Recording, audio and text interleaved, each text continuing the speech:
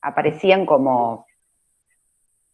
Ahí está grabando Francisco. Bueno, en ese momento, decía en el año 2011, en el seminario que dictamos de posgrado dentro de la cátedra Florestan Fernández para Claxo, una cátedra que concursamos con un programa previsto, creo que eran 11 módulos, en los cuales se trataban temas como las ciudadanías actuales, ¿no? Entre nuevas ciudadanías o ciudadanías otras, como planteaba yo, las territorialidades, las nacionalidades, ¿no? Una serie de temas que en ese momento estaban quizás empezándose a hablar, pero a lo mejor no de manera vinculada unos con otros. Y como con Zenaida veníamos de terminar nuestros trabajos doctorales, ambas por distintas vías de acceso vinculados al tema ciudadanía, transformaciones contemporáneas del Estado, y queríamos investigar un poco más cómo afectaba eso al territorio, al denominado territorio estatal. Eso nos llevó a trabajar con la categoría espacio, etcétera. Bueno, de ese grupo inicial surge un colectivo de intelectuales formados en distintas disciplinas, de distintas partes de Latino y Centroamérica, con los que decidimos permanecer juntos y nuclearnos en torno a una determinada perspectiva, que es esta de la espacialidad crítica, para abarcar una serie de temáticas que, si hubiera que buscarle un eje central, sería este posiblemente, el de las transformaciones contemporáneas del Estado, los nuevos desafíos que plantea el posfordismo, las transformaciones del capitalismo y los desafíos de encontrar nuevas formas alternativas al paradigma moderno del desarrollo, del progreso, de la visión cronocéntrica y alocrónica en relación a los pueblos latinoamericanos. En eso hemos venido trabajando, asistiendo a congresos en distintas partes, distintos países de la región, como Colombia, como Uruguay, la misma Argentina, en distintas provincias. Y también tenemos 2 publicaciones colectivas ya realizadas, que son editadas por la Universidad Nacional de Córdoba, el Centro de Estudios Avanzados, conjuntamente con Claxo, que se pueden consultar en la biblioteca abierta que tiene Claxo, del cual se pueden descargar en forma de PDF estos trabajos colectivos del grupo. En el primer trabajo que publicamos, que lleva el nombre completo del equipo, que es un nombre largo, que es la espacialidad crítica en el pensamiento político-social latinoamericano, nuevas gramáticas de poder, territorialidades en tensión. Además tuvimos invitados, ¿no? Hay colegas que vienen de arquitectura, el caso de Guillermo Tela, por ejemplo, o de geografía. Sí, ese es un libro muy consultado en la Biblioteca Claxo. Y bueno, esta situación que estamos atravesando, de la que conversábamos hace un momento, del aislamiento, la pandemia a nivel internacional, nos ha llevado a buscar un vínculo, aunque sea virtual, que nos mantenga con una comunicación un poco más fluida, y estos conversatorios que propusimos como un ciclo que se va a desarrollar a lo largo de todo el año, el 2021, va a permitir que escuchemos también una forma de celebrar los 10 años que estamos juntos, que escuchemos a cada uno de los colegas en qué están trabajando actualmente, y o también en situaciones coyunturales que ameritan un análisis, como el que está pasando, atravesando Colombia.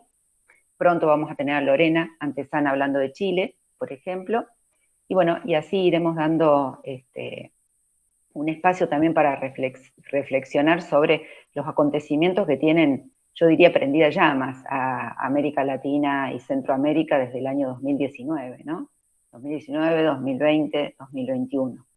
De Perú también, que está atravesando una campaña ahí compleja electoral, la tendremos a Carla Costa, en alguna fecha que ya nos va a decir Francisco, próxima. Y bueno, eso como para ir adelantando a los que nos están escuchando, que va a haber una serie de conversatorios desde los distintos países de los colegas, y eso por ahora. Les doy la palabra a ustedes. Bueno, pues gracias Marcela y buenas tardes para todas, buenas tardes para todos. Veo algunas caras conocidas. Hola Carla, ¿cómo estás? y Francisco, hermano, sin ti esto no hubiera sido posible. Gracias de verdad porque te has puesto la camiseta para todas estas cuestiones tan complejas hoy día de estar como pendiente de lo tecnológico. Entonces, bien, muchas gracias. Bueno, ya Marcela, digamos, nos ubica un poco de dónde surge esta conversación de hoy. Vamos, digamos, el grupo de trabajo que viene reflexionando sobre distintas temáticas, como lo comentaba Marcela, pues se llama la espacialidad crítica en el pensamiento político-social latinoamericano. Y, digamos, esta conversación que vamos a plantear hoy con Juan Carlos, ya te doy la palabra, compadre, esta conversación que vamos a plantear, pues, realmente la pensamos y la estructuramos antes del estallido social que hace 22 días pues viene como llenándonos un poco más de motivación y de contenido, ¿no? Realmente la conversación de hoy está planteada en términos de la transicionalidad política y social y las distintas transicionalidades que hemos vivido en Colombia luego de procesos de paz y negociación. Entonces, hacia allá está puesta, digamos, nuestra intencionalidad, y eso hace 22 días pues se unió con este estallido que nosotros lo ubicamos también como un fenómeno en el marco de la transición que estábamos investigando y que hemos venido investigando y trabajando desde hace mucho tiempo con Juan Carlos.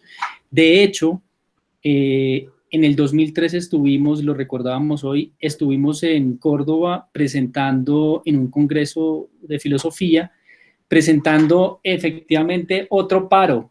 En ese momento, el 2013, estábamos conversando allá con ustedes sobre el paro de una región campesina aquí en Colombia, que es la región del Catatumbo. Acuérdate, Marcela, que hablamos sobre qué estaba sucediendo en ese momento aquí. Entonces, pues bueno, nos reencontramos después a hablar de este nuevo fenómeno, estallido social, como lo han llamado algunos investigadores aquí en Colombia. Y pues bueno, la conversación básicamente va a ser como a dos voces. Vamos a presentar, hacer una presentación a dos voces con Juan Carlos Merchán. Mónica Alvarado también esperemos que se una ahorita en un rato. Y lo que vamos a hacer es eso, dar un panorama de las transiciones en Colombia y pues si Mónica nos alcanza a acompañar, ella puede, o su reflexión va a estar centrada en torno al rol, digamos, del Estado en la regulación de este conflicto, estos conflictos ya no armados, sino otra tipología. Entonces, mi nombre es Andrés Aunta, soy politólogo, tengo una maestría en planeación regional y bueno, he trabajado en distintos programas de desarrollo y paz desde el Movimiento Social por la Paz aquí en Colombia y en centros de investigación política y actualmente trabajo para el Centro de Memoria Histórica. Estoy colaborando con una investigación sobre el paramilitarismo en una región específica de Colombia. Entonces, bueno, ahí están puestas todas mis cartas desde siempre y por eso me alegra mucho poder conversar en esta tarde con ustedes, plantearles y conversar, recibir de vuelta también sus comentarios y su panorama. Entonces, Juan Carlos, preséntate, man. Vale, no, un saludo para todas y todos en este momento. Es un gusto estar conectados para tratar este tipo de temas. Mi nombre es Juan Carlos Merchán Zuleta. Inicialmente he sido profesor de filosofía, luego ya mi maestría la hice en estudios políticos y actualmente estoy haciendo el doctorado en ciencias sociales en temas de reconciliación, construcción de paz en tiempos transicionales, son, digamos, tiempos claves en estos momentos en Colombia.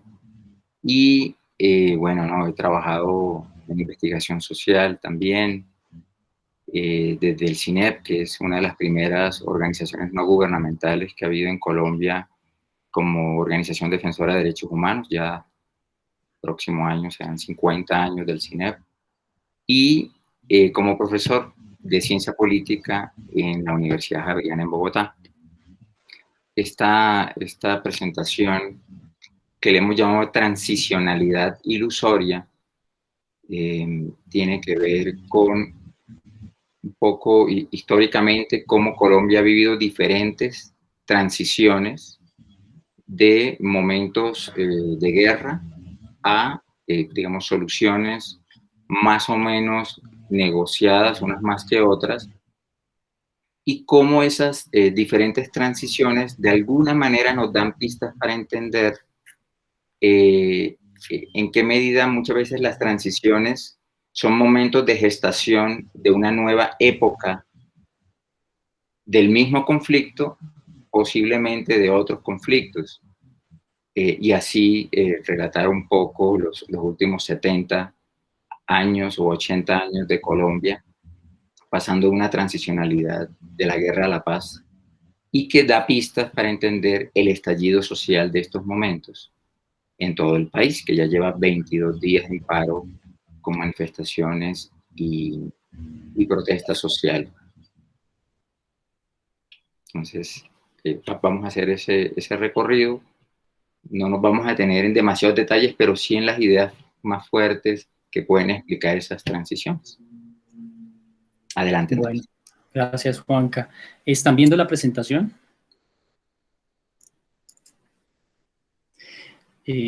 Pero el tema es que yo no... Sí, sí se ve. Listo. Se ve bien, ¿eh?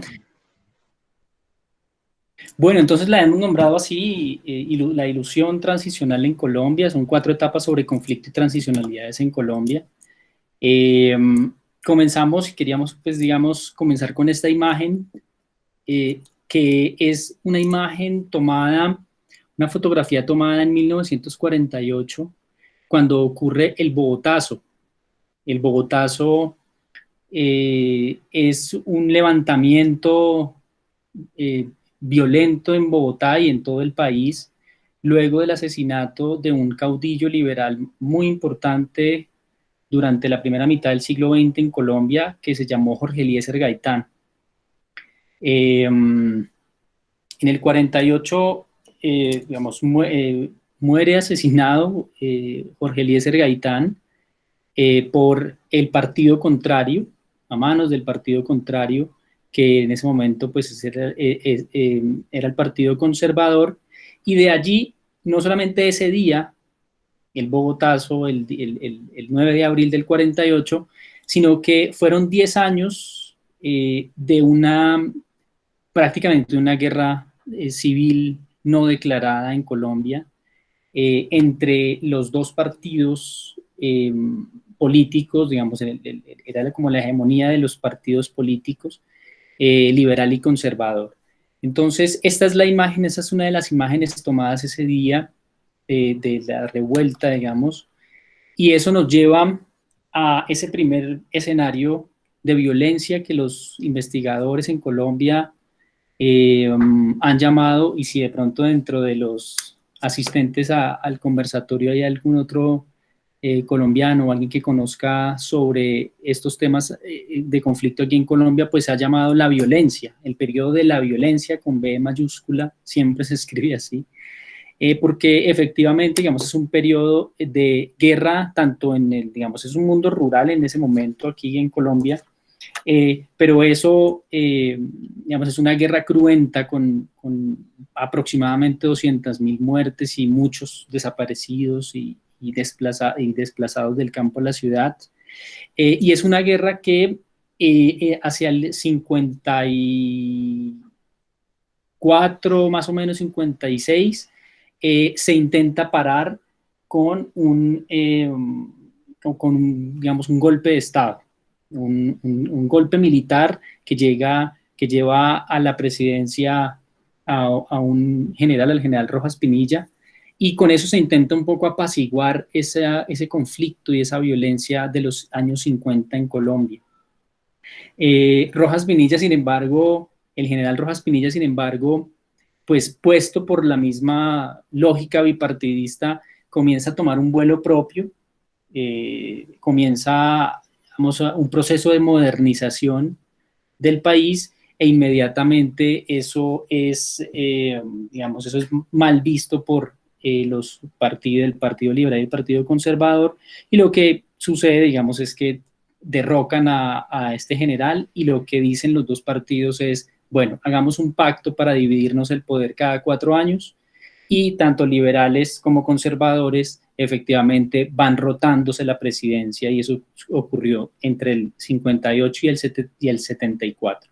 Eso se llama el Pacto del Frente Nacional, cuando los dos partidos políticos empiezan a rotar el poder, y bueno, digamos, eso es como el pacto o el acuerdo que en nuestra presentación consideramos que pues es el primer acuerdo para que da paso a la transición, ¿no? A la disminución de la violencia, porque efectivamente luego de que se hace el Pacto del Frente Nacional, la violencia disminuye, las muertes, los homicidios y demás, efectivamente, digamos, ocurre una disminución de este fenómeno. Sin embargo, paralelamente ocurría pues un escenario internacional de Guerra Fría, la Revolución Cubana también, y Colombia seguía en esa, digamos, en esa transicionalidad a través del Pacto del Frente Nacional, donde estos dos partidos políticos se rotaban el poder, y eso generó una exclusión política enorme, ¿no? Aunque digamos, inicia en este contexto de la Guerra Fría y del surgimiento de las guerrillas marxistas en todo el continente, y pues acá también en Colombia, surgen las guerrillas de las FARC, hoy día ya desmovilizada, el ELN, PRT, EPL y el M-19. Después también otra guerrilla que se llamó el Quintín Lame. Todas guerrillas, digamos, que surgen a partir de esa exclusión, pues ese cierre, ese cerrojo político que generaron los dos partidos políticos, y bueno, y abre también, y empieza a abrir un panorama en medio de esa transicionalidad, empieza a abrir un panorama que luego, digamos, luego recaería en unas nuevas formas y en unos tipos de enfrentamiento violento. Juanca. Bien, en esta imagen lo que tenemos es una imagen, digamos, muy importante en la historia de Colombia, porque ocurre ya en el año 90. Ahorita me voy a ir otra vez para atrás, pero quiero que la miremos con calma, porque en el año 90 se da este momento, la persona que ustedes ven ahí de sombrero, con una bandera de Colombia en la mano, es Carlos Pizarro, es el comandante general líder de la guerrilla del M-19, una guerrilla que fue supremamente activa desde finales de los 70 y todos los 80, no solamente, digamos, mínimamente en el campo, en el ámbito rural, pero mucho más en las ciudades. De hecho, esta guerrilla fue capaz de tomarse embajadas, fue en Bogotá, fue capaz de tomarse el Palacio de Justicia en pleno centro del poder de Bogotá. Y ahí lo que está pasando es que Carlos Pizarro en esa banderita tiene envuelta la última arma que entregó el M-19 antes de desmovilizarse.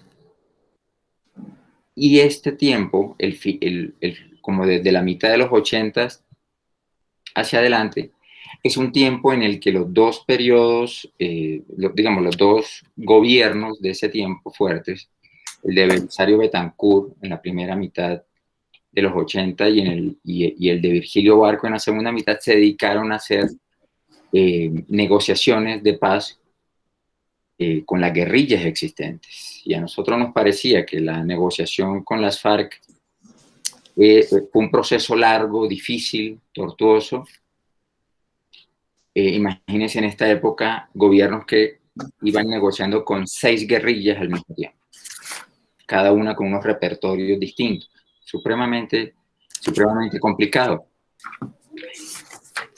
Este momento coincide además con el hecho de que en los 80, digamos, se estaban dando estas negociaciones con las guerrillas, pero además se levanta un movimiento juvenil, estudiantil muy poderoso, que llevaba una bandera llamada la séptima papeleta, que fue una estrategia para incluir en alguna de las elecciones a gobernantes locales una papeleta, que era la número 7 en ese momento, en donde la ciudadanía tenía la posibilidad de demandar que se hiciera una nueva constitución política, que se abriera una constituyente y realizara una nueva constitución. Para ese momento, la constitución anterior ya tenía más de 100 años, era de 1886, y los tiempos, digamos, de los tiempos modernos ya eran muy distintos y le exigían al país una constitución diferente. Entonces se juntan, por una parte, las negociaciones con las guerrillas y por otra parte, el movimiento estudiantil pidiendo una nueva constituyente, lo cual fue reforzado por las guerrillas porque casi que una de las demandas principales de cada una de estas guerrillas era inclusión política. Y para la inclusión política pedían la nueva constitución. Es de esta manera como se llega en el año 91 a realizar una nueva constituyente, y es la constitución que tenemos actualmente, la constitución política de 1991. Fíjense cómo esta constituyente y la constitución implican un momento transicional, porque es precisamente a finales de los 80, inicios de los 90, cuando la mayoría de estas guerrillas se desmovilizan en función de entrar a la vida política. Y eso disminuye también, digamos, niveles de violencia armada diversificada, lo cual llenó de muchísima esperanza al país.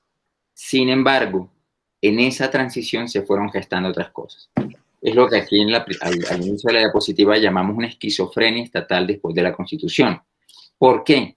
Porque al tiempo que la Constitución realizaba una apertura política para incluir políticamente nuevos actores,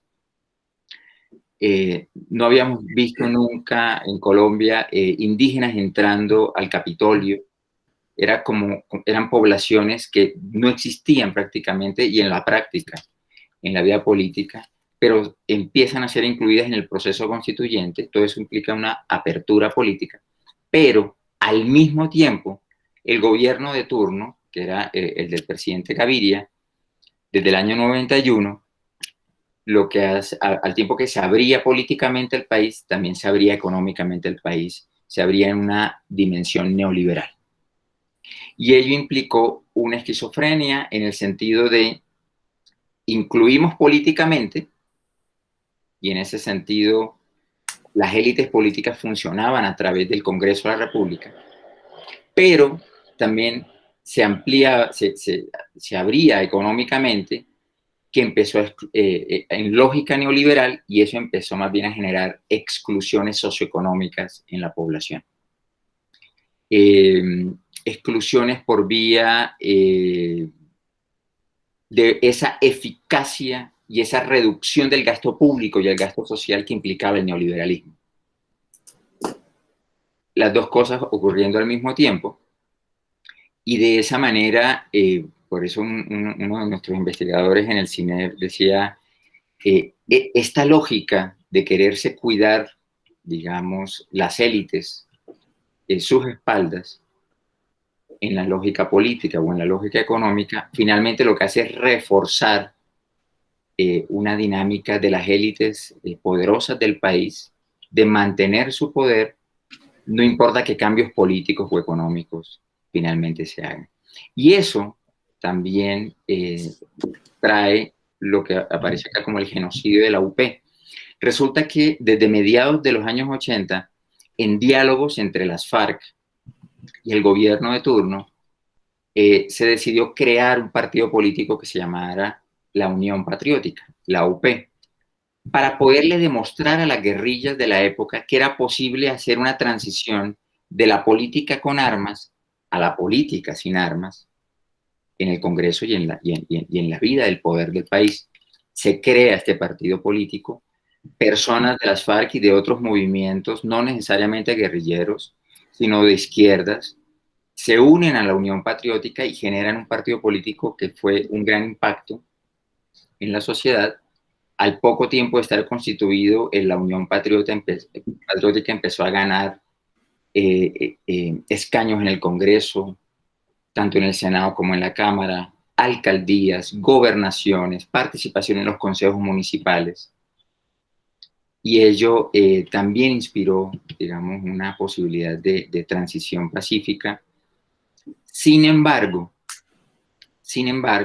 las negociaciones entre las FARC y el gobierno en esa época se rompieron, sobre todo porque el gobierno de Belisario Betancur y el de Barco, aunque tuvieran intenciones políticas de negociar la paz, no contaban con el apoyo militar del sector militar del país. Y por eso el sector militar se sintió a sí mismo bastante autónomo y empezó a eliminar sistemáticamente a los líderes y participantes de la UP. No podían dejarlos de ver como miembros de la insurgencia, no podían pasarlos a ver como civiles desarmados haciendo política, y por eso los convirtieron en objetivo militar. Más o menos lo que llamamos el genocidio de la UP significa más de 6.000 asesinatos en el movimiento político, 200 familias que tuvieron que irse del país hacia otras partes del mundo para esconderse, exiliarse. Y ello implicó un mensaje muy claro también a la insurgencia de la época, y es la sociedad colombiana quiere que se desmovilicen, que dejen las armas, porque los esperamos para asesinarlos a todos. Un golpe muy fuerte. Se logró que la mayoría de estas guerrillas se desmovilizaran, pero solo 2 guerrillas no lo hicieron, finalmente las más poderosas, las FARC y el ELN. Cuando le sumamos a esta lógica la fuerza que fue tomando el narcotráfico, ustedes saben que tenemos una historia triste en el narcotráfico a nivel mundial, y cuando se suma a ello los grupos del paramilitarismo, como grupos paramilitares en todo el país, contra la insurgencia, pero financiados por élites políticas y económicas de Colombia, para que actuaran paralelamente al Estado y al Ejército Nacional para hacer un poco el trabajo sucio que por razones de derechos humanos el Ejército no puede hacer. Y lastimosamente, unido también a la fuerza militar, legal de Colombia, el paramilitarismo fue avanzando y se fue convirtiendo con el tiempo en un gran ejército ya con el paso del tiempo. Para darles una idea, la época en que las FARC fueron más poderosas, que fue al inicio de este milenio, llegaron más o menos a 21.000 soldados. Los grupos paramilitares en una gran confederación que crearon, que se llama las Autodefensas Unidas de Colombia, lograron en la mitad del tiempo, bueno, yo diría que en menos de la mitad del tiempo que tenían las FARC en ese momento, lograron tener 34.000 soldados, más o menos.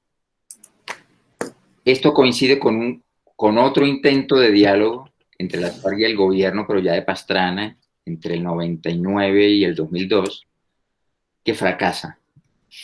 Fracasa porque ninguna de las dos partes realmente quería construir, digamos, una negociación transparente, y más bien, mientras avanzaban en la negociación, cada ejército se iba armando más, se iba preparando para una época peor. Entonces, fíjense cómo esta transicionalidad de la Constitución viene también con una apertura a una nueva época de guerra, pero fortalecida por el narcotráfico, fortalecida por el paramilitarismo, y es lo que hace que en el año 2002, después de que se caen los diálogos de paz entre las FARC y el gobierno de Pastrana, llega al poder el presidente Álvaro Uribe, que logra cambiar la Constitución para quedarse 2 periodos, casi un tercero, pero la Corte Constitucional lo detuvo.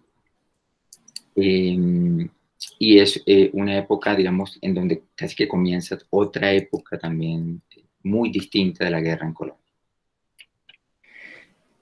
Bien, digamos, en este punto tenemos ya dos transicionalidades encima y procesos paralelos, o todo lo que configura más bien esas dos transicionalidades. La transicionalidad luego del Pacto del Frente Nacional, que dio origen a una guerra insurgente, digamos, a un conflicto insurgente contra insurgente, y tenemos este otro segundo periodo que, de transicionalidad, que sucede después de la Constitución de 1991, y lo que empieza a generar, digamos, toda esta época y este periodo de transicionalidad no solamente es agudizar la guerra contrainsurgente, sino que además agregarle un par de, si se quiere, un par de ingredientes extra a esta transicionalidad, y es la configuración de un ejército paramilitar.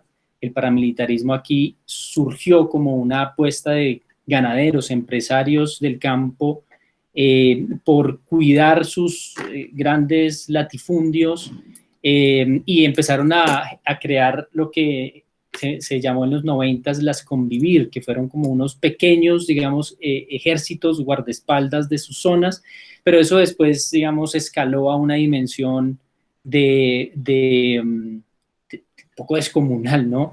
De un ejército de las dimensiones que nos cuenta Juan Carlos. Entonces teníamos unas FARC muy potentes a inicios del siglo XXI, un paramilitarismo también muy potente a inicios del siglo XXI, un campo o un mundo rural bastante complicado por la presencia de estos dos grupos, pero además pues un narcotráfico que inundó nuestras ciudades principales, y puso, digamos, el ingrediente, un narcotráfico ligado al neoliberalismo que pues generó también que en las ciudades hubiese una tensión bastante fuerte. Entonces aquí pasamos a otra imagen, que es la imagen típica un poco que lo que simboliza lo que fue el paramilitarismo. Esto es una imagen del ejército entrando a la Comuna 13 en Medellín. Algunos de ustedes conocieron la Comuna 13 cuando estuvieron acá en Medellín en el Congreso de la Claxo. Pues bien, esta imagen, quien va señalando y está como con un pasamontañas, es un comandante paramilitar. Se reconoce que es comandante paramilitar porque las botas no son botas oficiales, sino las botas que tiene puestas son unas botas de caucho. Y entra este personaje a la Comuna 13 prácticamente liderando el grupo de ejército, el ejército detrás, él como ilegal, digamos, porque el paramilitarismo es ilegal, él como ilegal al frente, señalando a quién asesinar, ¿no? Quién es guerrillero, quién es miliciano, quién es colaborador de la guerrilla. Esta es digamos, un episodio terrible ocurrido en Medellín, que es, digamos, la incursión del paramilitarismo y el asesinato de muchas personas de la Comuna 3. Nosotros le llamamos a esto justicia y paz y atomización del narcoparamilitarismo. Esta imagen nos abre un poco a lo que fue durante 2003 y 2005, cuando el paramilitarismo estaba tan fuerte como en esta imagen se ve. Pues sucede que entre el 2003 y 2005 el gobierno de Álvaro Uribe Vélez, ya en el poder, pues entra en un proceso de negociación con esos ejércitos paramilitares o esos ejércitos de autodefensas. Y hacia el 2005 prácticamente todos los bloques de las autodefensas en distintas zonas del país ya habían entrado en la negociación y se habían desmovilizado. Esta negociación y esta desmovilización evidentemente, obviamente lo que hizo fue disminuir la violencia extrema, las masacres, los desplazamientos y el despojo de tierras. Los paramilitares y, digamos, su entrada a los territorios a finales de los 90, a mediados de los 90 fue muy dura porque, claro, ellos entraron a ganarle territorio a la guerrilla. Entonces, las masacres más conocidas y resonadas en el país, como la masacre de un corregimiento que se llama El Salado, la masacre del Aro, digamos, todas estas masacres en pueblos o corregimientos o veredas donde la violencia fue extrema y de los niveles de desplazamiento de la población rural fue también extremo, pues ocurrieron en el periodo entre el 95 y 2003, 2002, 2003. Y evidentemente luego del proceso de negociación con las AUC, dejan las armas, se desmovilizan, disminuye la violencia, pero el proceso de negociación de desarme y desmovilización, al no tener la suficiente garantía para la no repetición, pues eso condujo a que muchos excombatientes de las autodefensas, luego de desmovilizarse, generaran unos pequeños grupos que aquí también se conoce como las BACRIM. BACRIM son bandas criminales, ¿no? Ya no eran ejércitos, en esas grandes ejércitos en zonas del país, sino eran pequeños grupos conformados por estos excombatientes de las autodefensas que se disputaban rutas del narcotráfico, control territorial, y no actuaban a través de estas masacres, de esa entrada y estas masacres y desplazamientos masivos, sino que eran, digamos, unos homicidios y unos asesinatos un poco más selectivos a líderes de las zonas por donde ellos querían, digamos, el control territorial. Pero no solamente en esta transicionalidad luego del acuerdo entre el gobierno y las AUC, no solamente pues quedaron estas BACRIM, sino que además pues comenzaron a entrar otros grupos narcotraficantes, carteles mexicanos y muchas armas no entregadas también del proceso de movilización de las autodefensas, todo allí, ¿no? Todo allí en la cotidianidad de las ciudades y de los territorios, de las fronteras sobre todo.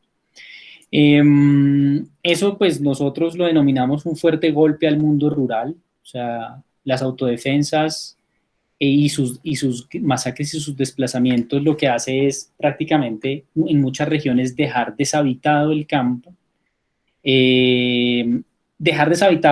para luego ellos o algunas empresas conformadas por ellos luego quedarse con esos territorios, bien sea comprándoles a precios muy baratos, muy bajos, a precios muy bajos a los campesinos, o bien fuese, digamos, amenazando para que transfirieran sus títulos, la titularidad de la tierra.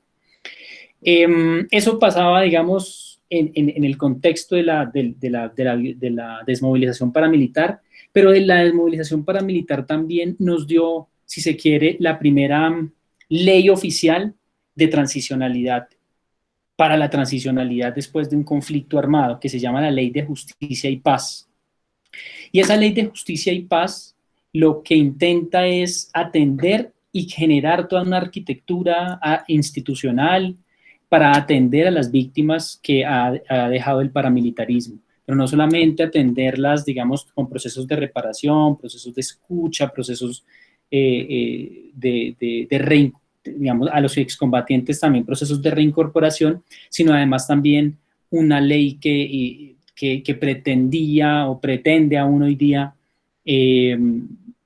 hacer memoria, ¿no? Entonces se crea el Centro Nacional de Memoria Histórica para también tratar de saber qué fue lo que nos pasó en ese conflicto y para que investigue todas esas, digamos, esa guerra ocurrida en los 90s, en los 2000.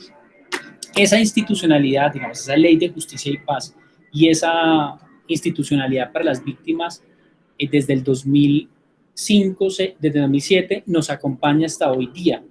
Hoy día existe la Unidad para las Víctimas, que es la institución que atiende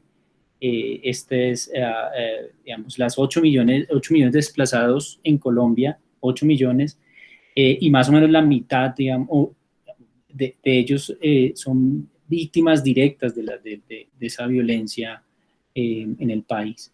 Esta Ley de Justicia y Paz, con esta Ley de Justicia y Paz empieza a pensarse mucho más en serio cómo abordar una transición política y social, cómo atender esas demandas sociales luego de que tú desmovilizas y si se quiere, intentas sacar las armas de la política.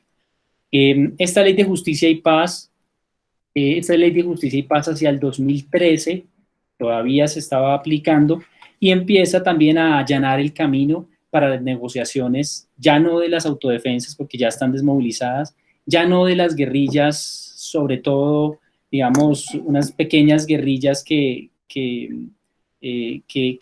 se formaron en los 60, 70, como, digamos, y la guerrilla del M-19, que es icónica, su desmovilización, porque abre paso a la Constitución del 91, a integrarse a la Constitución del 91, sino ya esta ley de justicia y paz, la institucionalidad para las víctimas y todo el movimiento social por la paz que se empezó a dar en este periodo en Colombia, digamos, allanó un camino para negociar el acuerdo de La Habana más reciente entre el gobierno del expresidente Santos y la guerrilla de las FARC, que pues entre otras es fue la guerrilla más antigua del continente y la que tuvo mayor peso. Juan Carlos. Bien, fíjense que en este punto en el que vamos, ya hemos transitado de los años 50 a el año 2012. Ustedes nos disculparán estos saltos tan grandes. Lo que le da el hilo conductor son los hitos transicionales, ¿sí? Es lo que le está dando el hilo conductor a lo que les estamos contando. Y este momento, en el 2012, bueno, esta foto ya es del 2016, cuando se hace la primera firma del acuerdo. El acuerdo se firmó 2 veces. Ahorita les explico por qué. Pero en el 2012 comienza la fase de negociaciones ya públicas del gobierno con la guerrilla de las FARC en La Habana. Para este momento ya tenemos unos acumulados. Primer acumulado de las transiciones anteriores. De la transición del Frente Nacional, que disminuye la violencia en el campo entre los partidos, entre los 2 partidos de élite, pero que lo hace a través de una estrategia de exclusión política a todo aquel que no pertenezca a esas 2 élites. Y entonces se rotan el poder durante 16 años. Primera exclusión. Segunda, después de la Constitución del año 91, en que también se desmoviliza la mayoría de las guerrillas, hay una apertura política, pero la apertura económica va en contravía esquizofrénicamente, mientras incluimos políticamente, excluimos socioeconómicamente y convertimos al Estado en un Estado mucho más bien garante de los intereses de élites. Entonces, allá hay otro tipo de exclusión de carácter más socioeconómico hacia el país. Eso se está acumulando hasta este punto. Y un segundo elemento de acumulado es el que tiene que ver sobre todo con 2 atomizaciones. La primera atomización es cuando en Colombia durante los años 90, ustedes habrán escuchado y habrán visto por muchas películas y series toda esa oda que muchas veces se hace como a los carteles, a los grandes carteles de la droga, al gran personaje Pablo Escobar. Pero en Colombia teníamos más carteles de esas magnitudes, tal vez no tan grandes como el de Pablo Escobar, pero estaban los Rodríguez Orejuela en el Valle del Cauca, estaba el Alacrán en la costa Caribe. Entonces, este tipo de grandes narcotraficantes y de grandes carteles se caen durante los 90, pero dan pie a una atomización del narcotráfico con pequeños carteles que dominan algunas rutas de narcotráfico en el país, y que esa atomización hace que los actores sean mucho más pequeños y más invisibles ante el Estado y ante la sociedad, digamos, aunque funcione. Y una segunda atomización, y es, en el caso de los paramilitares, se desmovilizan desde el 2003-2004 en adelante, pero muchos de ellos vuelven a la guerra, ya no haciendo parte, como decía Andrés, de grandes ejércitos paramilitares, sino de una atomización paramilitar que se le llamó en su momento BACRI. Pequeños grupos de paramilitares también que se conectan con la atomización del narcotráfico, y ambas atomizaciones hacen parte del contexto actual de Colombia. Esas 2 atomizaciones marcan lo que ocurre en las transicionalidades hacia la paz en este momento. Y allí llega esta ya tercera negociación con las FARC, fíjense, que hemos abordado. La de los 80, que dio paso al partido de la UP, pero que se rompen. Luego el del presidente Pastrana, entre el 99 y el 2002, se rompen. Y luego este tercer intento de negociación con las FARC de gobierno de Juan Manuel Santos. ¿Qué es lo que pasa en estas negociaciones que duraron 4 años en su etapa pública? Pues lo que pasa es que se toma la decisión desde el equipo negociador de aprender de todos los casos anteriores para ver si no se cometían los mismos errores. Y además se le pone atención a los casos que ya la ONU había estado acompañando en años anteriores en Sudán del Sur, en Uganda, en Sierra Leona, en otras partes. Y se aprende del proceso. Además, en este momento ya está mucho más posicionada el Estatuto de Roma, que le da origen a la Corte Penal Internacional, por la cual ningún crimen de lesa humanidad puede ser amnistiado, puede ser perdonado, sino que tiene que ser necesariamente llevado a una instancia judicial.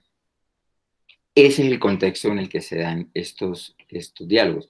Las guerrillas que se desmovilizaron en los 80 eran procesos en que se permitía en el mundo amnistiar crímenes de lesa humanidad. De hecho, el concepto no estaba suficientemente desarrollado. Ya desde el momento de justicia y paz con los paramilitares, pero con muchísima más fuerza y posicionamiento en La Habana con las FARC, hay una lógica de Corte Penal Internacional y de Estatuto de Roma y de crímenes de lesa humanidad. En ese contexto se da esta negociación. Y ahí yo quisiera como resaltar, por una parte, que este acuerdo de paz que se firmó el 24 de noviembre del 2016, hace más de 4 años, es un acuerdo que se le llama un acuerdo integral en la teoría de construcción de paz y de las relaciones internacionales para la paz. ¿Por qué? Porque no solamente tenía el objetivo de desmovilizar un grupo armado ilegal y hacer un proceso de justicia transicional, que es el caso de justicia y paz con los paramilitares, sino que además de ello pretende algún tipo de reformas estructurales que aparentemente son las causas del conflicto o las razones perpetuadoras del mismo. Aquí en esta diapositiva, en la segunda línea, tenemos precisamente ese tipo de reformas estructurales que tiene el acuerdo de paz. Además de desmovilizar una guerrilla y la justicia transicional, tiene estos 3 elementos. Una reforma rural integral, fundamental, pensada para entre 12 o 15 años hacerla. Y estamos hablando de reforma rural integral en términos de tierras, en términos de agua potable, electrificación, educación rural para las personas que viven en el campo. Toda esa dinámica de violencia estructural que vive Colombia en el nivel rural está pensado en ese punto de reforma rural integral. Luego, participación política para seguir incluyendo mucho más la participación, para poder regular un poco más y darle posibilidades, oxígeno a la protesta social, a la participación ciudadana. Y luego un tercer elemento estructural, que es el tratamiento del problema de los cultivos de uso ilícito, que principalmente en Colombia es los cultivos de coca para el narcotráfico. Entonces, son 3 grandes problemas que alimentan o que le han dado también origen al conflicto, que están en el acuerdo de paz. Y aquí agrego un elemento más de cómo se aprendió de los casos anteriores, y es en el tercer punto, y es la reincorporación socioeconómica de las FARC. Resulta que en el caso de los paramilitares se les desmovilizaba, entregaban sus armas, se les daba un dinero durante un tiempo, y luego ya de manera casi que individual, cada uno de estos paramilitares tenía que habérselas con el mundo. Tenía que ver qué hacía dentro de del mundo neoliberal en el que se había desmovilizado. Y esto finalmente lo que hizo fue que ese individualismo de la desmovilización dejara en tal vulnerabilidad socioeconómica a los excombatientes, que por eso muchos de ellos volvieron finalmente ya a combatir, pero no en los grandes ejércitos, sino en las BACRIM, en esa atomización paramilitar que se unió a la atomización narcotraficante. Viendo que esto había pasado, la decisión que se toma en el Acuerdo de La Habana es que la reincorporación, que ya no se llama simplemente desmovilización, sino reincorporación de los excombatientes de las FARC, no fuera individual, sino que fuera de carácter colectivo. Por eso se piensa en una cantidad de estrategias de cooperativas para que los excombatientes pudieran unir sus capitales, capital que el Estado les daba, unir sus capitales para conformar un capital económico con el cual abrir emprendimientos, negocios de grupales, cooperativas de trabajadores, cooperativas de campesinos. Tal vez esta es una de las razones por las cuales después de más de 4 años, la mayoría de los excombatientes de las FARC permanecen en el proceso de paz y en el proceso de reincorporación. Y es un pequeño porcentaje el que se ha salido del proceso para conformar disidencias o grupos que tienen la misma lógica de la atomización, BACRIM y narcotráfico. Digamos que en ese sentido, esta transición ha permitido una disminución de la violencia y también ha logrado evitar que la mayoría de estos excombatientes vuelvan a la guerra. Pero esta transición tiene también otra cara, y es que ha sido supremamente, en comparación con otros procesos del mundo, supremamente eficaz en el proceso de reincorporación, desmovilización y mantenimiento de los desmovilizados en el proceso. Y también ha sido bastante eficaz en el proceso de justicia transicional, que es el primer proceso de justicia transicional en el mundo que incorporó el elemento de la justicia, el elemento de la verdad, con el elemento humanitario de la búsqueda de los cuerpos de los desaparecidos. Los procesos anteriores en otros países no habían tenido la idea de que esto tenía que ser un sistema. Por eso este sistema se está estrenando con el proceso de paz de Colombia, y por eso tenemos a la ONU y a la Unión Europea y a todo el mundo observándonos y mirándonos a ver cómo funciona en este caso. Digamos que esa transición tiene esos elementos, pero los puntos del acuerdo más atrasados, que menos implementación tienen, son precisamente los que están enmarcados en la violencia estructural de la historia de la guerra en Colombia. La reforma rural integral, la participación política y el tratamiento del problema de los cultivos ilícitos. En ese sentido, se puede decir que Colombia con estas transiciones se ha vuelto experta en desmovilizar grupos armados ilegales, pero todavía no se le ve ninguna experticia en resolver los problemas estructurales de la sociedad, socioeconómicos, de participación política y de hacer algo con el problema del narcotráfico. De hecho, el acuerdo de paz contempla el poder ayudarle a los cientos de familias campesinas que hoy se dedican a cultivar coca, a veces presionados por los grupos paramilitares, narcoparamilitares, a veces porque tampoco hay más nada que hacer en el campo, sino morirse de hambre. La lógica del acuerdo es: invitemos a estas familias a hacer un pacto en el que ellas se comprometen a sustituir esos cultivos, arrancarlos voluntariamente, a cambio de la reforma rural integral. a cambio de oportunidades, de carreteras en el campo, de agua potable, de educación, de reconciliación, de tierras, de proyectos productivos. Como esto es lo más atrasado en el acuerdo, o es uno de los elementos muy atrasados del acuerdo, tampoco funciona esa sustitución de cultivos, y el gobierno actual, el de Iván Duque, también por la presión de su gobierno, de su partido político, ha decidido que no hay que fortalecer la sustitución de cultivos, sino hay que seguir comprando glifosato para envenenar desde el aire las tierras, lo cual termina envenenando los ríos y termina envenenando a las familias del campo. Miren estas deudas que van quedando en inclusión política, en inclusión socioeconómica, pero también en tocar y resolver los problemas estructurales de la guerra en Colombia. Por eso, como les digo, hemos sido muy como más eficaces en tratar la violencia directa de la reincorporación y la justicia transicional, pero bastante ineficaces en resolver los elementos de la violencia estructural histórica. Y eso, digamos, se da también en medio de una violencia cultural que estamos viviendo, que es de una polarización supremamente agresiva.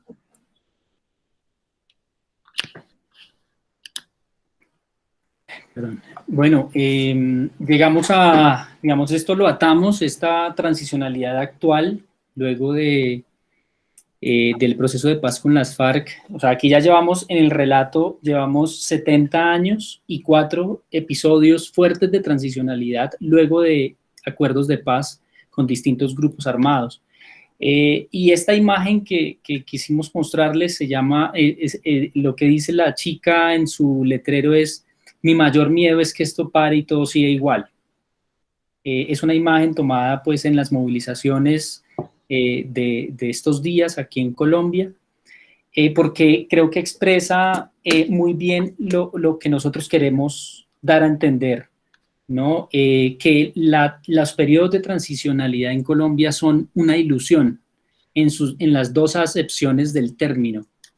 Es una ilusión porque se quiere un cambio, se espera un futuro distinto, se tiene la ilusión de una transformación, pero a la vez es como un episodio, y es un episodio borroso, ¿no? Es una ilusión, algo que parece ser pero no es. Y esta imagen creo que nos lo representa muy bien, y esta imagen también creo que le da fuerza al contenido y digamos, a nuestra tesis que está detrás de esto, y es que la transicionalidad en Colombia ha sido digamos, ha estado entre lo que se quiere y lo que se va derrumbando porque no era tan así. Perdón, Juanca. Dale. No, entonces, digamos, todos esos acumulados que nos contaba Juanca de la transicionalidad actual, digamos, una guerrilla que está comprometida con el proceso de reincorporación, pero pues un Estado que permite que hoy hayan ya miles de excombatientes que estaban dentro del proceso de reincorporación, miles de excombatientes asesinados, y muy comprometidos con el proceso y asesinados a hoy, pero también todas esas otras, digamos, todas esas otros reclamos y necesidades sociales y políticas todavía irresueltas, ¿no?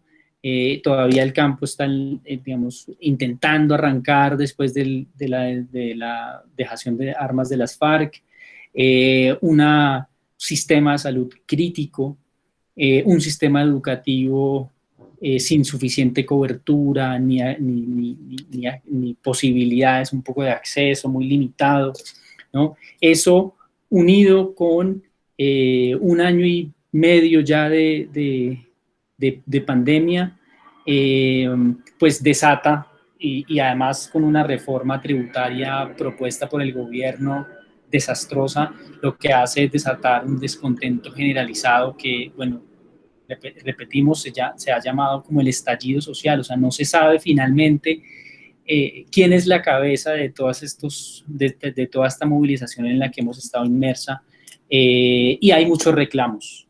Uno de los reclamos es la implementación del acuerdo de paz, pero hay una serie de otros reclamos, sobre todo desde digamos, los sectores históricos de movilización, sindicatos y demás, pero ahora desde la juventud que se está movilizando masivamente, diariamente, desde hace 22 días, pues con una serie también de esperanzas y de ilusiones, pero de muchos temores.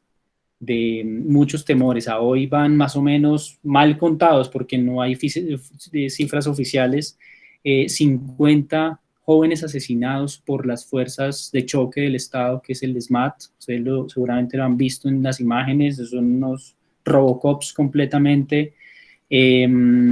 Hay miles de desaparecidos en estos 22 días, y mucha gente violentada, y en el hospital también por esta situación.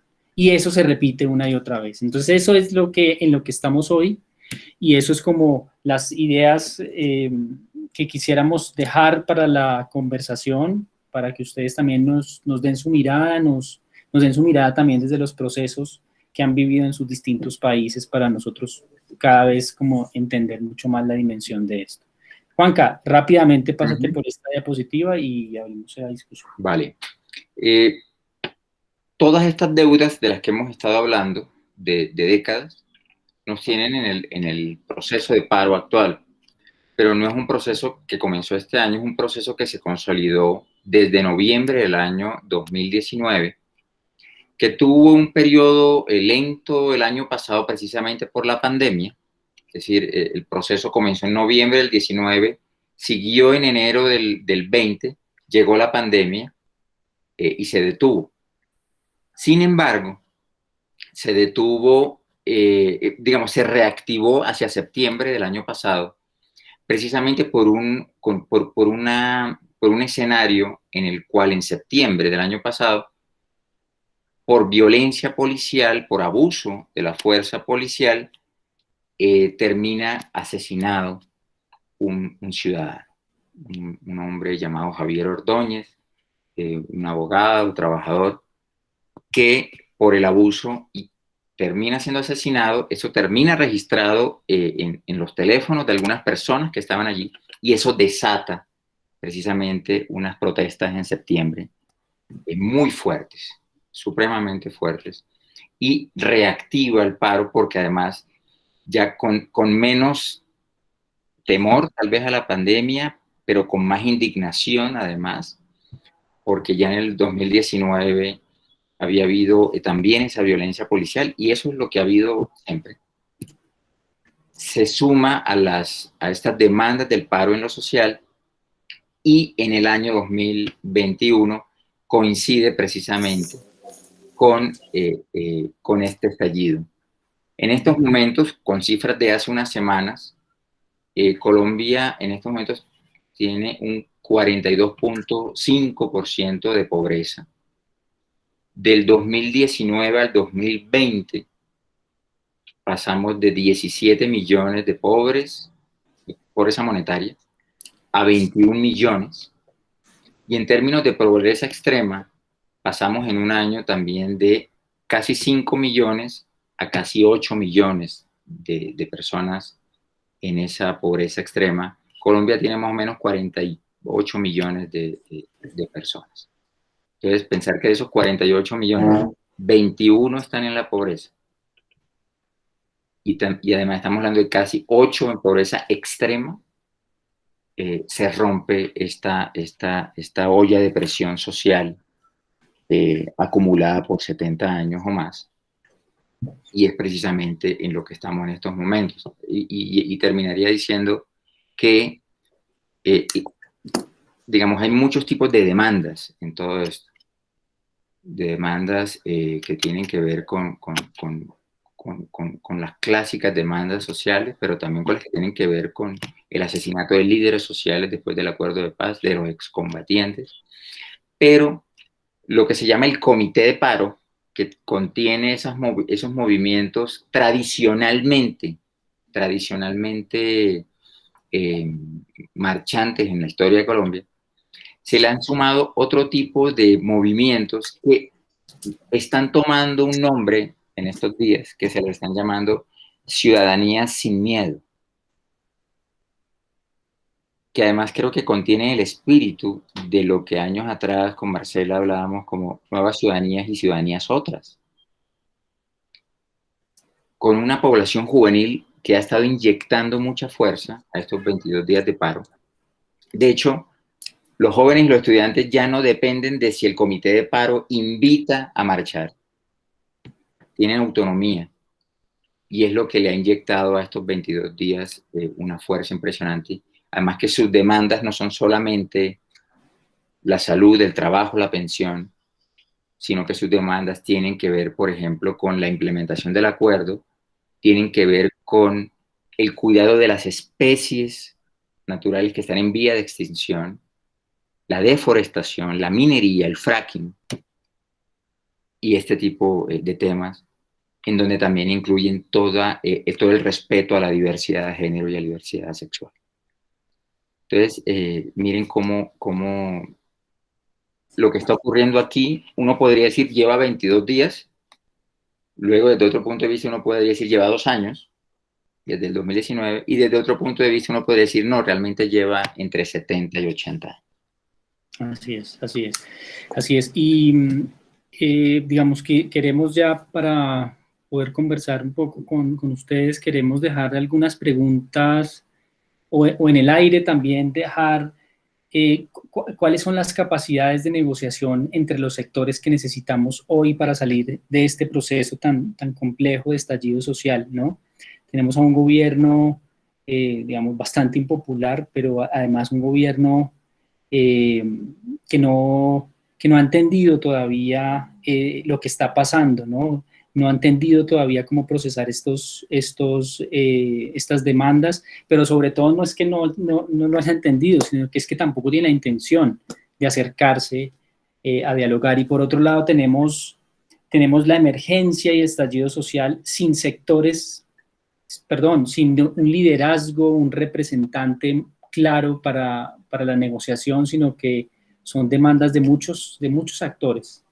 Luego, de ahí la pregunta de, bueno, ¿qué capacidades necesitamos para entrar en un proceso de negociación y cómo poder ya no negociar? Porque, de nuevo, retomando las palabras de Juan Carlos, somos expertos en desmovilizar guerrillas, pero ahora ¿cómo vamos a afrontar esto donde estamos, digamos, en medio de un escenario democrático de protestas sociales? ¿Cómo desactivarlo y cómo incluirlo? Las reflexiones finales muy rápidas. La primera tiene que ver con esos momentos liminales. Queríamos traer esa acepción del término para darles cuenta de que en este momento en Colombia estamos en un momento liminal, en una bisagra entre algo que puede ser muy interesante para la democracia colombiana si se abordan todas estas movilizaciones de la manera correcta, o estamos ante la emergencia y el estallido, como lo vimos en las anteriores transicionalidades, de un nuevo ciclo de violencia en el país. Estamos en ese momento bisagra. Además, pues estamos ante la historia de la metamorfosis de las exclusiones en Colombia desde los 70 hasta hoy. Antes era pues las guerrillas marxistas en los 60, 70 reclamando también participación en el poder. Hoy pues son las mujeres, los indígenas que en Minga se tomaron las ciudades principales, los jóvenes también que echan por el piso estas estatuas de los próceres y este pasado colonial y neocolonial, lo tiran, ¿no? A una forma de reconfigurar también un relato histórico. Deudas sociales acumuladas de todas las transiciones, ya nos lo contaba Juanca. Y bueno, preguntas que quedan también en el aire. Lo militar y el poder puede ser, podemos estar a puertas también con un Estado tan grande y tan fuerte militarmente, podemos estar a puertas de un golpe de Estado, por ejemplo, para tratar de regular toda esta crisis social que está sucediendo. y eso seguramente desde Argentina nos pueden dar muchas señales, o desde Chile. Las nuevas generaciones y la emergencia de esas nuevas generaciones en la protesta social con diferentes repertorios nuevos, música, cultura, resignificando de nuevo la historia, unos movimientos étnicos muy fuertes y muy organizados que han entrado de nuevo, los indígenas del sur de Colombia, pues han tomado las ciudades principales con sus mingas y sus formas de protección y autoprotección colectiva, a enseñarnos un poco también a nosotros cómo ejercer nuestro derecho al territorio y a la vida. Y sobre todo una pregunta que también queda en el aire sobre las políticas públicas universales, porque finalmente esto también puede tener una salida allí, ¿no? Cómo repensar y cómo pensarnos nosotros luego de ese neoliberalismo que profundizó en los 90 y en los 2000 y aún hoy profundiza las demandas sociales, pues cómo pensar y dar pasos hacia unas políticas públicas universales en Colombia que traten de sacar algo muy bueno de esta transicionalidad actual en la que estamos. Entonces, bueno, esto es nuestro insumo. Disculpas si nos alargamos un poco, pero pues esto es necesario tratar de contar todo el relato para que ustedes dimensionen lo que está pasando hoy y para que asimismo, pues nada, su aporte y la conversación tenga una, digamos, un insumo importante. Entonces, pues muchas gracias.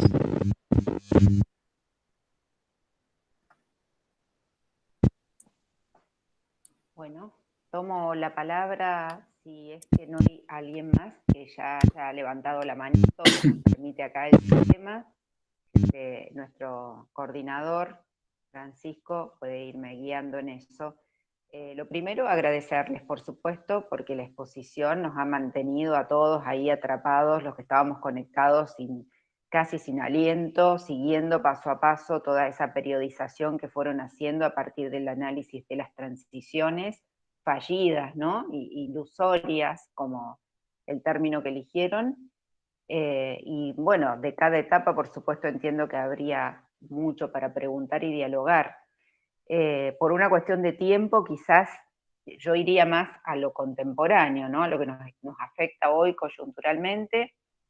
De todas maneras, me gustaría hacer una reflexión y también una pregunta, ¿no? La pregunta iría para lo que nos interesa a nosotros en nuestra perspectiva, por el lado de la cuestión territorial de un Estado que a lo largo de esta historia, de más de 70 años por lo menos, avanza y retrocede, ¿no? Procesos de desterritorialización y reterritorialización que resultan fallidos, de convivencia conflictiva, bélica, se podría decir, con otros poderes de hecho que le disputan a este Leviatán, como decían ustedes en el 2013, este Leviatán invadido, ¿no? Del Estado, concebido al modo del paradigma europeo en Latinoamérica, que le disputan el poder, ¿no? Constantemente el poder territorial. ¿Qué pasa, preguntaría para ser más concreta hoy, con la noción de frontera? Si es algo que se está tematizando, si se está analizando la noción de frontera, la noción de territorio en el viejo sentido, territorio del Estado, que bueno, como acabo de decir, y ustedes demostrar que en Colombia nunca terminó de configurarse y de consolidarse plenamente. Y por otro lado, una reflexión que me parece la más interesante de pensar conjuntamente, que es sobre estas ciudadanías sin miedo. Me resuena algo que conversamos o pensamos dentro de otro espacio que integro, que es el de Spinoza, ¿no? Ciudadanía sin miedo suena a ciudadanías espinocianas, Juan, ¿no? Que si uno lo pone en polo de tensión y diálogo con la visión jovesiana del Estado, precisamente sería que conciben la seguridad o la salus populi, como decían los modernos en los inicios del Estado, pero no para eludir el miedo, sino pensar un sin miedo a partir de una convivencia diferente, que no es la convivencia sostenida en la espada, la convivencia sostenida en las armas, ¿no? Es decir, esa forma de pensar ciudadanía territorializando espacios disímiles, no solo el espacio público, sino, como ustedes decían, el espacio de la memoria, las narrativas históricas de la memoria como un espacio a reconfigurar, a resignificar, la simbología, las estatuas, etcétera, un proceso que también se ha dado en Chile desde el 2019, ¿no? Que ahí veo que además hay colegas que están reflexionando sobre esa reconfiguración de la memoria en el espacio público y también en el relato, ¿no? En la narrativa propiamente dicha.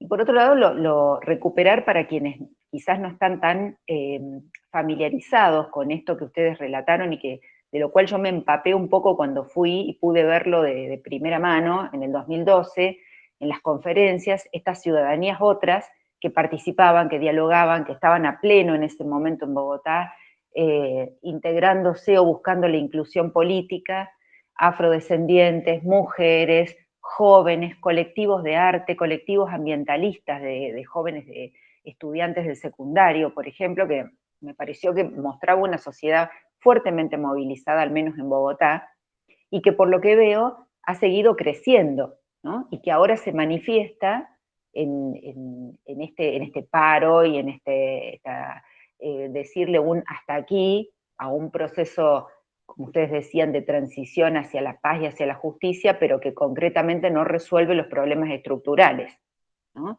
Que no encuentra la forma de resolver esos 3 problemas estructurales que Juan ha mostrado tan claramente, y que de alguna manera, creo yo, no quiero ser muy pesimista, pero de alguna manera lo hemos charlado ya cuando se firmaron los acuerdos y los leímos, ¿sí? Los acuerdos de La Habana, que veíamos que estaban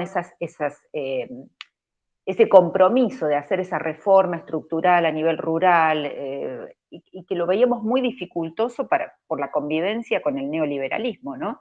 Que se ha impuesto en toda la región y que parece retornar después de los gobiernos progresistas.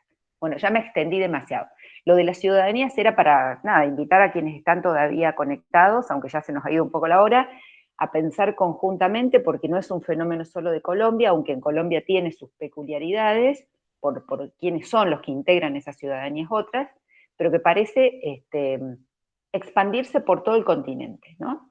Por Centroamérica, por Sudamérica, y que refuerza esa idea que habíamos planteado un poco intuitivamente en el 2012 de ciudadanías otras, no de nuevas ciudadanías, porque el concepto de ciudadanía mismo ha cambiado. No está ligado ya al viejo paradigma de los derechos, sino que hay un nuevo paradigma de los derechos que se va configurando a la par de un nuevo concepto de desarrollo y un nuevo concepto de ciudadano. Así es, no sé si alguien quisiera comentar, quisiera hacer otro comentario y bueno, nosotros vamos como recogiendo un poco en una intervención conjunta. Okay. Entonces, precisamente acá Carla escribe una pregunta. Dice, ¿cuál ha sido el aporte de los organismos internacionales como USAID y su política de desarrollo alternativo en lo rural? En Perú, en el territorio rural indígena, en el territorio amazónico, fue una opción. Sin embargo, es difícil esa transición. Bueno, ok, sí, también. También interesante el papel hoy día de los organismos internacionales. Pues mira, rápidamente, si no hay de pronto en este momento más comentarios, una reacción rápida al concepto de territorio, Marcela. Mira, yo creo que no, hoy más que nunca, con la respuesta brutal del Estado contra los jóvenes, las jóvenes que se manifiestan, hoy día nos damos cuenta que tenemos un Estado mínimo, digamos, en la teoría de Estado. ¿Sí? Ahí lo vemos representado. Ante un estallido social sin precedentes en Colombia, la única respuesta a hoy concreta ha sido los 50 jóvenes asesinados en las calles de Bogotá y Medellín, ¿sí? Entonces, es un Estado que además de mínimo, digamos, lo único que nos garantiza es seguridad, y lo estamos viendo, digamos, seguridad punitiva, seguridad, fuerza pública, ¿no? Es un Estado que ha invertido mucho en eso, porque ha tenido que librar muchas guerras en el campo y en la ciudad, con el narcotráfico en las ciudades y en el campo con los distintos grupos que ya les contamos.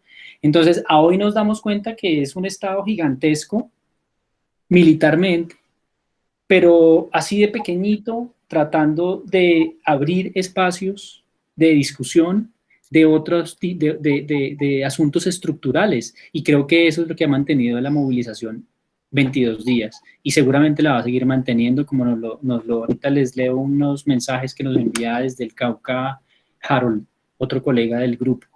Y lo van a seguir manteniendo. Él está trabajando con las organizaciones campesinas del Cauca y dicen es que no puede ser que no podamos entrar nosotros en diálogo con nuestro Estado y que la única respuesta sea la brutalidad policial y militar. Entonces yo creo que, digamos, yo siento que hoy día digamos, ese Estado que no se terminó de configurar, nos damos cuenta que es un Estado mínimo y evidentemente las ciudadanías están ganando un terreno, una discusión. Ahora, la pregunta es qué tan madura está la ciudadanía hoy para no dejarse caer en una transicionalidad un poco más hacia un nuevo conflicto, un nuevo ciclo de guerra, y qué tan maduro puede estar este gobierno para entrar en diálogo sobre cosas de fondo y estructurales con respecto al Estado que tenemos hoy. Ahora, y perdóname para comentar lo de Carla. Sí, Carla, ¿no? No, perdón. Sí, Carla. Mira, Carla, sí, lo de la USAID y digamos, la USAID y toda la cooperación internacional volcada un poco a la reforma rural o al desarrollo alternativo en lo rural, nos parece que ahí han estado, digamos, siempre van a estar. Sin embargo, el reclamo no es a los organismos internacionales, el reclamo es para el Estado mismo en Colombia, porque no podemos dejar que el acuerdo de paz lo implemente la cooperación internacional, como pasó en los países centroamericanos. El acuerdo de paz invita a que el Estado se fortalezca y a que el Estado se fortalezca no en lo militar, sino en otros aspectos de la vida cotidiana en Colombia. Entonces, está muy bien las iniciativas de USAID y se reciben y están avanzando, pero lastimosamente el balance es que parece ser que la cooperación ha invertido más en la reforma rural integral que el mismo gobierno, el mismo Estado. Entonces, si se retira la cooperación, ¿qué pasa? Totalmente desprotegidos. Entonces, eso es también una reflexión que tenemos que dar en este proceso transicional. Bueno, no, muchas gracias a estos comentarios, a estas preguntas. Yo diría, para complementar, Andrés, varias cosas. Lo primero, yo creo que esta ciudadanía sin miedo también están implicando unas creaciones de territorialidades, en el sentido de que este tipo de ciudadanías, si bien en estas últimas décadas hemos avanzado mucho de la concepción anterior de territorio como algo meramente geográfico a una concepción mucho más cultural, política, incluso de relación con la vida circundante. Yo percibo que estamos frente a al nacimiento también de territorialidades, también de un carácter móvil que incluyen la cooperación entre territorialidades. ¿En qué sentido? En primer lugar, un tomarse los espacios públicos, digamos, eso tiene ya una historia. Pero segundo, una resignificación de la memoria, y aquí quiero traer el elemento de cómo se han derrumbado alrededor de unas 8 estatuas durante estos 22 días, unas 8 estatuas de próceres, símbolos del pasado colombiano, se han estado derrumbando. Y precisamente ayer, uno de esos espacios vacíos de la narrativa sobre nosotros mismos, que ahora hay 8 espacios vacíos en toda Colombia al respecto, uno de esos espacios vacíos fue reemplazado por una nueva estatua puesta por organizaciones de ciudadanos y de jóvenes. Unos artistas se reunieron, construyeron una estatua de un chico que se llama Dylan Cruz, que fue asesinado por la policía y el SMAT en 2019, en las marchas de 2019, y que se ha convertido también en un símbolo de la juventud y en un símbolo social contra la represión del Estado. Entonces, fíjense cómo el reemplazo de la estatua colonial y neocolonial por, por una estatua de un joven de 17 años que no se había graduado del colegio, asesinado por la policía, se convierte en una nueva estatua y una nueva narrativa con respecto a qué imágenes debemos definirnos mejor y definirnos hoy.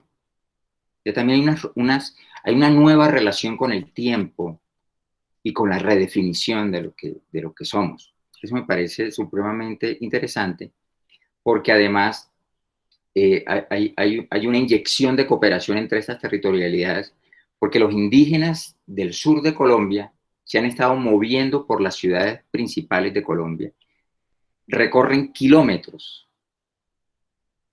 para unirse a otras territorialidades y a otras ciudadanías en cooperación en este momento. O, por ejemplo, en Barranquilla, en la costa Caribe, ayer estaban los jóvenes en un proceso de diálogo con la gobernadora de esa región de Colombia, y los jóvenes deciden levantarse de la mesa para presionar a la gobernadora a que se contacte con el presidente de la República para que pare la masacre de jóvenes en Cali, que es una región muy distante de la zona norte y Caribe. Entonces, mira esas territorialidades en relación de cooperación. Ese tipo de experiencias creo que nos mueven a como abrir escenarios de reflexión y de investigación, por una parte. Por otra parte, hay que aceptar que estamos en una sociedad supremamente polarizada, y esa polarización consiste finalmente en el choque de por lo menos dos narrativas muy fuertes. Una de esas narrativas es muy fuerte en Colombia y sigue pensando con una inyección de población inmensa, con millones de colombianos, que consideran que la pobreza en Colombia se debe a que hay demasiada gente perezosa que se merece su pobreza. Y eso está en la narrativa de millones de colombianos luchando contra otra narrativa, y es la narrativa, tal vez la que hemos estado tratando de explicar acá, de que estamos en una deuda de 70 años que hemos mencionado acá, pero que realmente es una deuda de 200 años de élites que fueron élites esclavistas en su momento, pero que hoy son élites poseedoras de muchísima tierra que controlan los hilos del poder en el país. Son narrativas muy fuertes. Uno no podría decir que, digamos, que desde nuestras preocupaciones, uno a veces siente que esa narrativa excluyente de las élites es demasiado fuerte y nos está oprimiendo. Cuando uno dialoga a veces con personas que se podrían considerar parte de esa otra parte de esa otra narrativa, son ellos los que sienten que la narrativa como de la apertura, de la inclusión, los está oprimiendo a ellos y los está excluyendo. Hay una sensación mutua de exclusión, fíjate.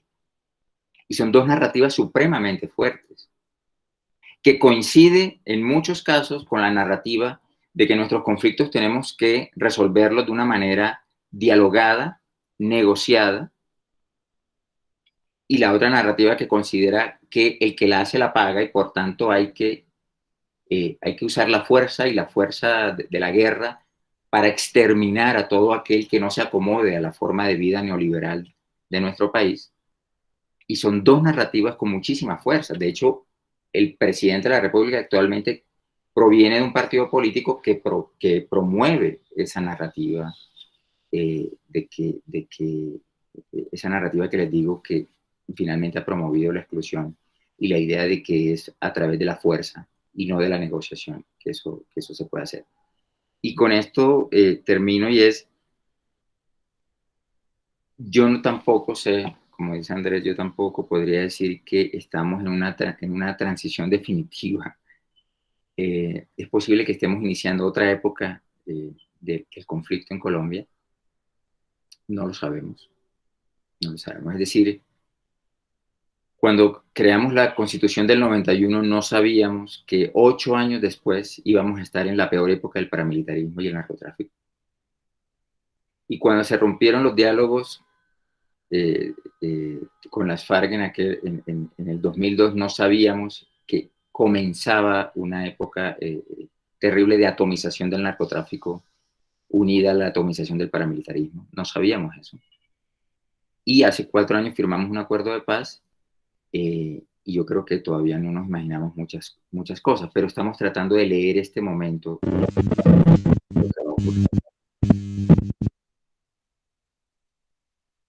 Bueno, queridos, si les parece, vamos cerrando aquí la grabación. Vamos a socializarla en distintos ámbitos, yo con mis alumnos en la universidad, seguramente Zenaida también, porque es muy, muy rico este conversatorio, muy rico y da para muchísimo más. Y sobre todo en nuestro grupo,